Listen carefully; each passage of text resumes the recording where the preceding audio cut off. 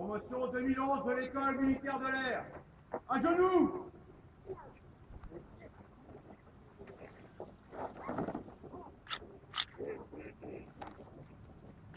Mon général, quel nom voulez-vous donner à la promotion 2011 de l'école militaire de l'air? La promotion 2011 de l'école militaire de l'air portera le nom de capitaine Marcel Albert.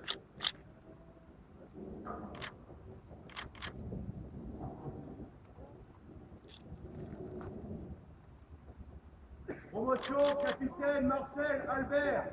Debout!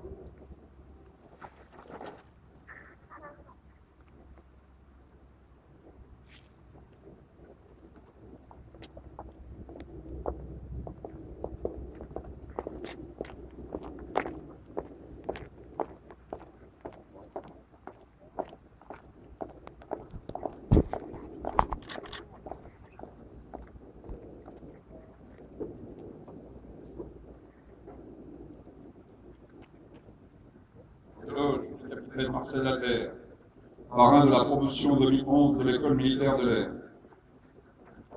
Né le 25 novembre 1917, à Paris, dans le 13e arrondissement, Marcel Albert entre très jeune aux usines Renault comme ouvrier métallurgiste. Passionné d'aviation, il obtient de l'État une bourse de pilotage lui permettant d'effectuer ses premiers vols.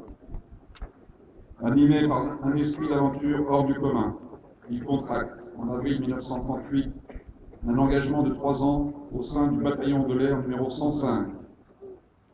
Il y obtient rapidement son brevet de pilote militaire et rejoint la première escadre de chasse à Étampes.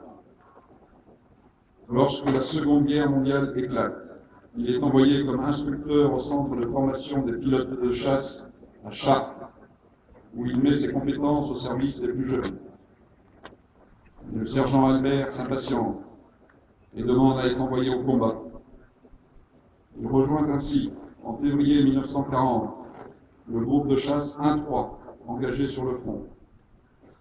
Jeune pilote, plein d'allant et de courage, le sergent Albert se distingue également par des qualités de pilotage hors du commun. Lors de la campagne de France, il obtient sa première victoire en abattant un appareil allemand le 14 mai 1940.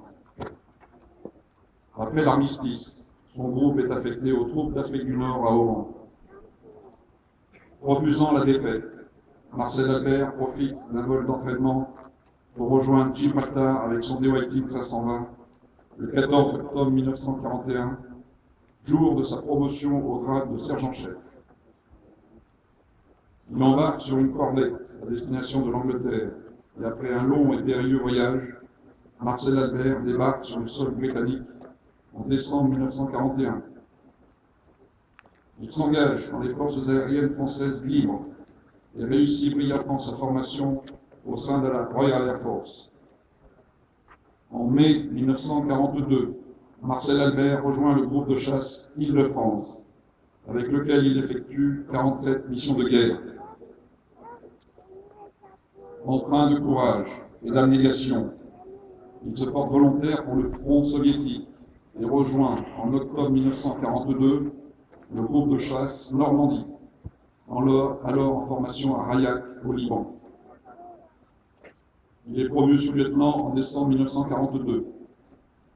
Son sens inné de la manœuvre aérienne lui permet de remporter sa première victoire sur le front russe le 16 juin 1943 et 4 autres le mois suivant. Ce formidable entraîneur d'hommes prend le commandement de la première escadrille du Normandie le 5 septembre 1943 avant d'être nommé lieutenant quelques jours plus tard. Chef de patrouille de tout premier ordre et chasseur de grande classe, il enchaîne les victoires et en remporte 7 dans le seul mois d'octobre 1944. Au total, il effectue pas moins de 199 missions de guerre sur le front de l'Est. À son retour en France avec le Normandie-Niemen, en juin 1945, il est détaché au centre d'essai en vol de Bretigny. En 1947, il est nommé attaché de l'air auprès de l'ambassade de France à Prague. Il quitte l'armée active avec le grade de capitaine en septembre 1938 Marcel Albert s'installe alors aux États-Unis. Ce héros nous quitte le 23 août 2010 à Arlington, au Texas, à l'âge de 92 ans. Élevé au rang de grand croix de la Légion d'honneur, titulaire de la Croix de guerre 39-45 avec 15 palmes et 3 étoiles vermeilles. Compagnon de la libération et héros de l'Union soviétique, Marcel Albert détient le record des victoires du Normandie-Niemen et ses exploits légendaires au sein de cette unité lui vaudront le titre de second as français de la Seconde Guerre mondiale avec 23 victoires aériennes homologuées.